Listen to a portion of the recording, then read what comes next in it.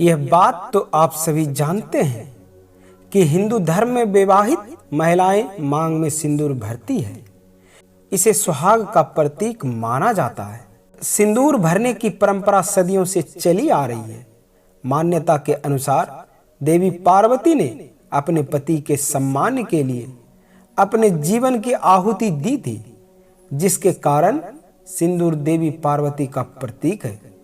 मान्यता है कि जो महिला अपनी मांग में सिंदूर लगाती है, देवी पार्वती हमेशा उस पर कृपा करती है और उसके पति की रक्षा करती है। शास्त्र के अनुसार मेष राशि का स्थान माथे पर होता है। मंगल मेष राशि का स्वामी ग्रह है, क्योंकि मंगल ग्रह का रंग लाल होता है। इसे शुभ माना जाता है। इसे सौभाग्य का संकेत भी माना जाता है। उत्तर भारत में नवरात्रि व संक्रांति जैसी त्योहारों पर वैवाहित स्त्रियों के लिए सिंदूर लगाना बहुत अनिवार्य है। इससे पता चलता है कि सिंदूर धार्मिक कारणों की वजह से भी बहुत महत्व रखता है।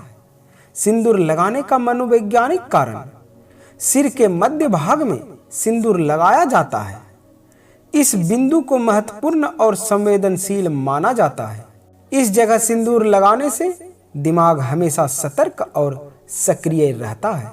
दरअसल सिंदूर में मरकरी होता है। ये अकेली ऐसी धातु है जो लिक्विड रूप में पाई जाती है।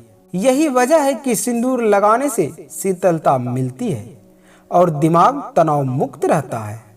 सिंदूर शादी के बाद लगाया जाता है, क्योंकि माना जाता है कि शादी के बाद ही महिलाएं की जिम्मेदारियां बढ़ जाती है और दिमाग को शांत और व्यवस्थित रखना जरूरी हो जाता है।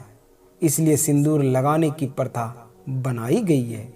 यदि पत्नी के मांग के बीचों बीच सिंदूर लगा हुआ है तो उसके पति की अकाल मृत्यु नहीं हो सकती है। जो स्त्री अपने मांग के सिंदूर को बालों से छिपा लेती है, उसका पति समाज में छिप जाता है। जो स्त्री बीच मांग में सिंदूर ना लगाकर किनारे की तरफ सिंदूर लगाती है, उसका पति उससे किनारा कर लेता है।